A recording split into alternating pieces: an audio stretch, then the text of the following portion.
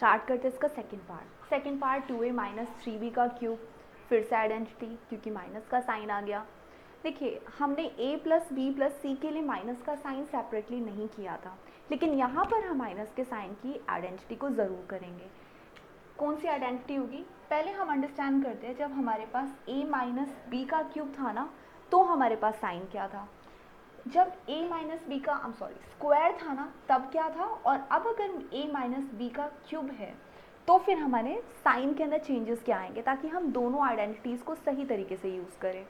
अगर a minus B का square था तो फॉर्मूला था a square plus B square minus 2ab।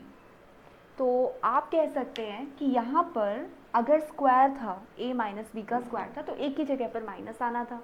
लेकिन अगर मेरे पास a माइनस बी का क्यूब है तो फिर मेरा फॉर्मूला है a क्यूब, यहाँ माइनस बी क्यूब और फिर माइनस 3a स्क्वायर बी और प्लस 3a बी स्क्वायर। ये चीज़ आपको ध्यान रखनी है कि आपका जो फॉर्मूला है उसमें यहाँ तक तो माइनस आएगा, यहाँ पर आपका साइन प्लस में कन्वर्ट हो जाएगा।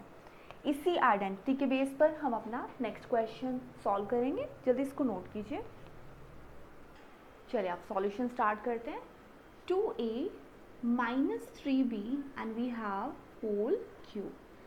तो अब हमें पता है आइडेंटिटी कैसे लगानी है। तो आइडेंटिटी के लिए हम लिख देते हैं a माइनस बी का क्यूब, जिसका फॉर्मूला भी लिखेंगे which is a cube plus आएगा माइनस माइनस आएगा, a cube minus B cube minus 3a square B. पहले टर्म में a का स्क्वायर होता है और नेक्स्ट टर्म में हमारे पास b का स्क्वायर होता है, और यहीं पर हमें प्लस में कन्वर्जन करना है, ये ध्यान रखना है। अब इसी फॉर्मूले से हम अपना क्वेश्चन सॉल्व करते हैं।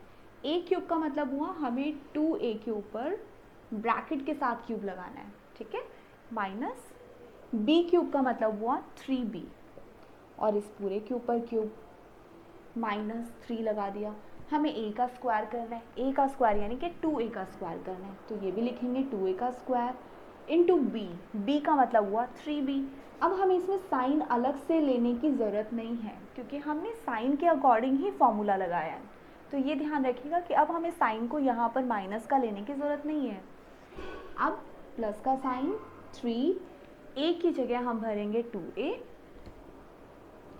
और b की जगह आप भरेंगे माइनस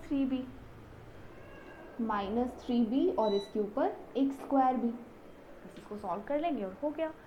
2a का क्यूब कैसे खुलेगा, पहले खुलेगा 2 का क्यूब विच इज़ 8, a का क्यूब हमारे पास a क्यूब है, माइनस की जगह माइनस पुट करते हैं।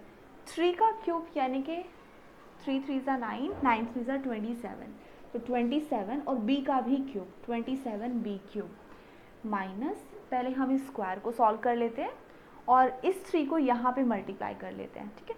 3 3 ज़ा 9b, ये तो बन गया 9b, लेकिन अंदर का जो स्क्वायर है इसको हम यहाँ खोल के नेक्स्ट स्टेप में मल्टीप्लाई कर लेंगे, क्योंकि हमें पहले इन तीनों को करना है और इन तीनों को एक साथ करना है, प्रोडक्ट है ना ये।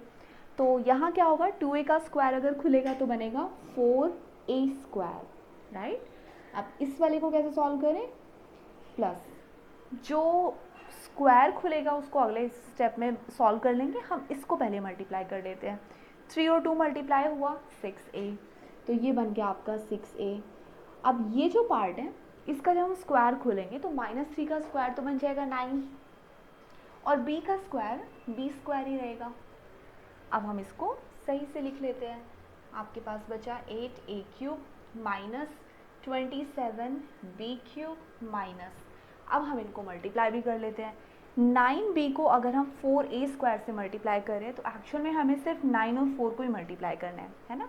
तो ये बना 36 और a स्क्वायर b, तो हम इसे सही से लिख लेते हैं। a स्क्वायर पहले लिख लेते हैं, b बाद में लिख लेते हैं, अच्छा लगेगा a एंड देन b, यही सीरीज़ होती है इसलिए।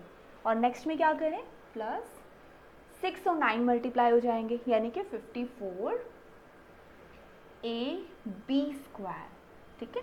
a पहले आ गया फिर हमने b स्क्वायर लिखा। इसी तरह से हमें ये ध्यान से करना है। सो बस डन।